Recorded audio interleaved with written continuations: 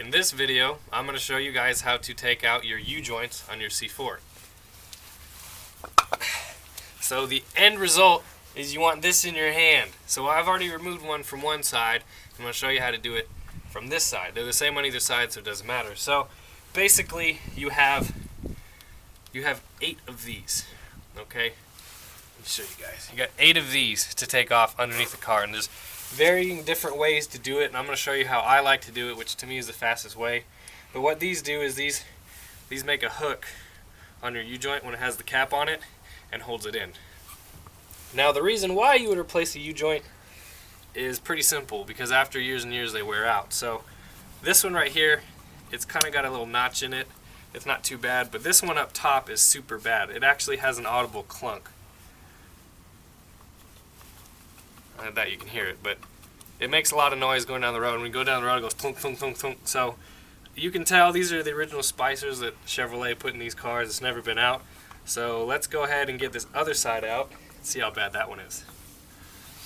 Alright, in order to get these U-joints out, you're going to need a couple tools. So first of all, you need a big effing hammer.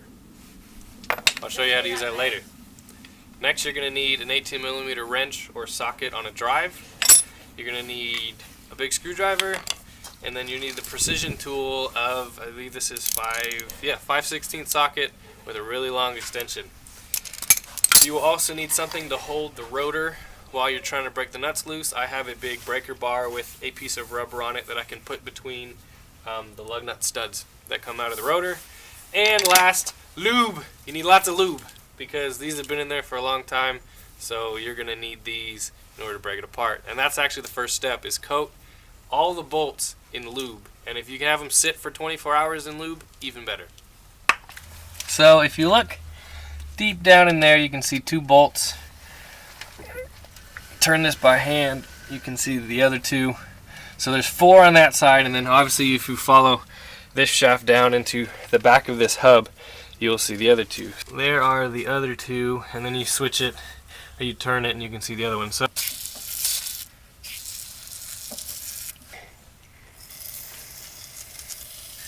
let's go ahead and start with these far ones up inside of here. And what I do is I take this and I put the rubber part in between 2 of the, can you even see that? You can't see that. And I put it like this in between 2 of the studs.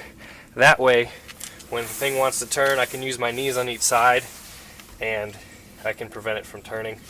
It actually doesn't take much oomph to get these apart. So you're going to take your wrench, a really long handle, put that in there. Alright, I got that one loose. Let's try the other one. Kind of move it back.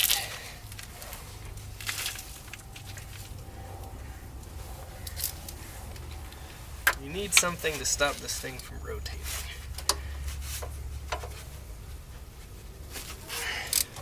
That one broke off a little bit better. Got one out.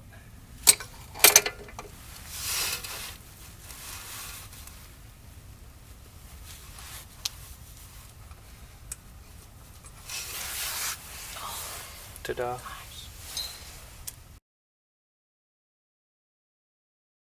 Here, why don't I do this while you go look at the camera?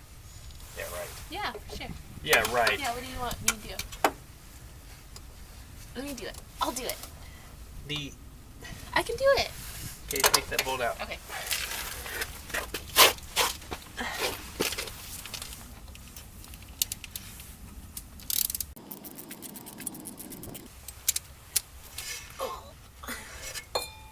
Yeah. And just push. So my wife is going to demonstrate to you guys how to do the ones on the bottom. How am I supposed to get it off? Oh my gosh. Oh, I got it. You got it? I got it. Good girl. So, I bet if you were wrenching on this, My all my so videos, tired. I get more views. You're prettier than I am. What, because I have a diamond on my finger? Yeah. Well, you have a prettier face. Ugh. Ugh. done yet? Alright, show everybody what you got. Okay. Hold on, I'm still turning. Oh, my fingers are gonna get so dirty after this. Ha! Success. You wiped gunk on my exhaust. Oh, goodness. Oh, I got it. Look. Look at that. Yum. It's gross. After you have all 8 of your bolts out, on a C3, if you did this exactly the same, except for you can kind of just wiggle it out and it falls right out. But the clearances between here and there are so tight, there's no way to get it out without taking this rear tie rod out. So that's the next step. So first, as always, you got to get the cotter pin out. So I like to clean off all the gunk on this so that the wrench will fit better. So we already lubed it. It's been sitting for a little while. So now whether this is 18 mils, I'm not sure. So Oh, that was so easy.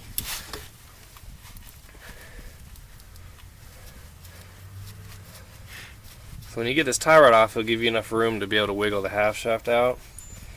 So what we're gonna do is we're gonna tap on it with the big hammer.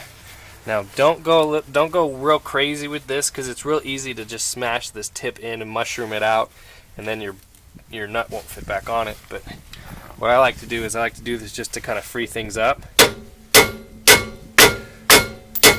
Oh, there's also a washer. Don't forget that. No. Once you get it all free, you're going to take your pickle fork, which is these. Now, you want to be careful because it's going to be real easy to tear this boot. This is a rubber boot where grease gets held. Basically, my advice would be buy new ones because it's almost impossible to do this without tearing it up. So,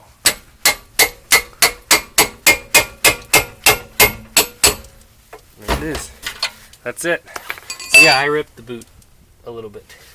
But with this up and out, you saw this whole piece move. Okay, and so what that did is that gave us enough room to get our half shaft out.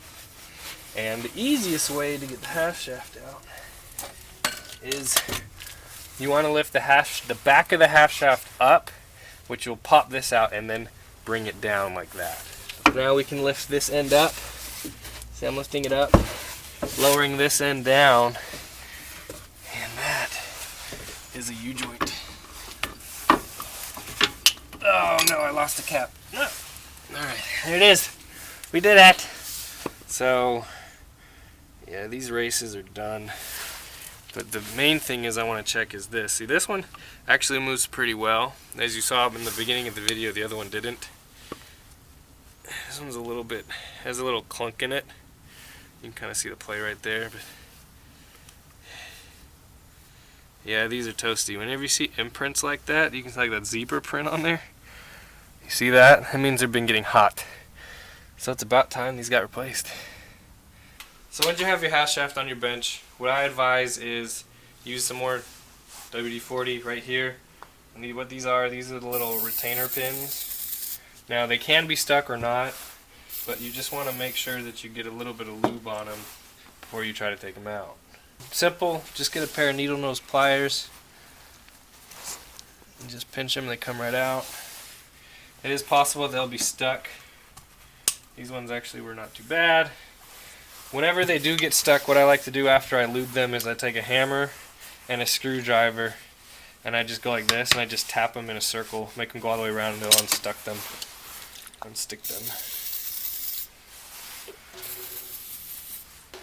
These ones have been acting pretty good though. Yum yum. Alright. Ta-da. There's multiple ways to get these U-joints out. And I mean, you can buy a ball joint press, which works really, really well, but this is the way I was taught. It's the old school method. Basically, you get a socket that is larger than the diameter of one of these cups, like this. So it fits in there. The second socket is a 7/8 socket that fits right here. So what you want to do is you want to put all the pounding force on the actual U-joint itself. And then what this will do when you have a socket underneath it, the U-joint will actually press out. It will kind of walk its way that way. Then you can pop one cap off, move it back this way, and pop the other one off. So we'll go ahead and show you how to do that. So you want to make sure that this socket is basically right along the edge, this top edge right here. So that way the U-joint cap has a place to go. And so you want to try to hold it level, hold it still.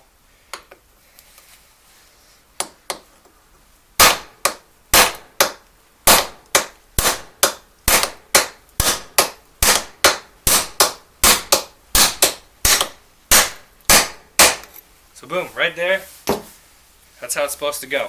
So right now, what we have is we have the U-joint pretty much pressed out. I take a pair of channel locks like this.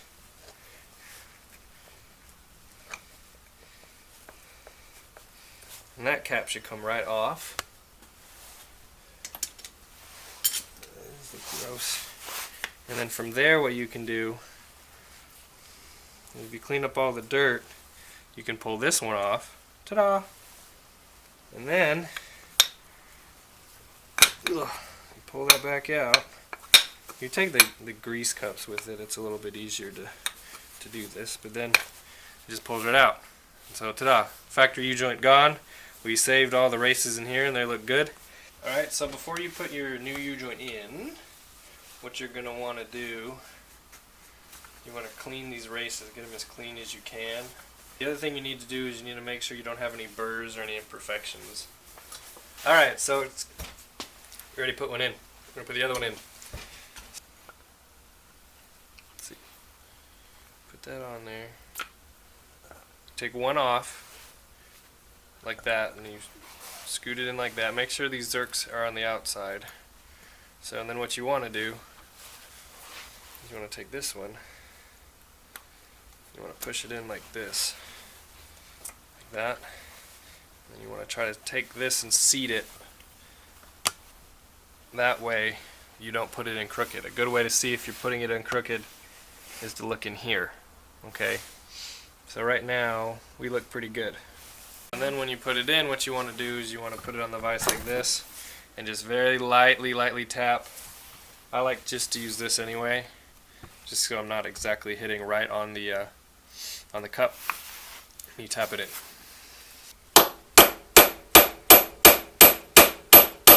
Check it. Yeah, that's good. So what you want to do is put it in until you can get one of these retainer clips in. Now, you want to make sure that all your grooves clean and everything is there. What I like to do is push it in just a hair farther than it should be. That way you know you got it all the way in. And you put your clip in like that. So you know it's seated when you can't see you'll see less of the side of the clip. Then you turn it over and you kind of gently smack this one back down. Not very gentle.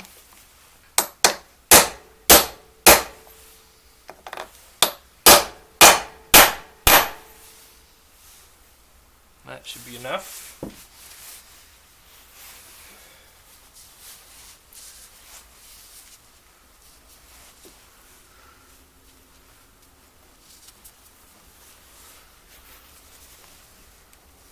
Get all the dirt out of there.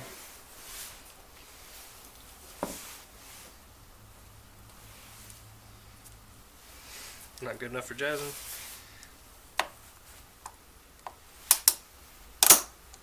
And there it is. Boom.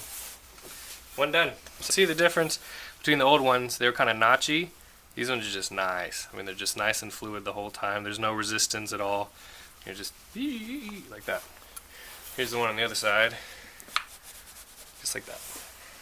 So, that is how you take out a half shaft from a C4, and that's how you put in a U-joint. So, hopefully, your U-joints don't look like that.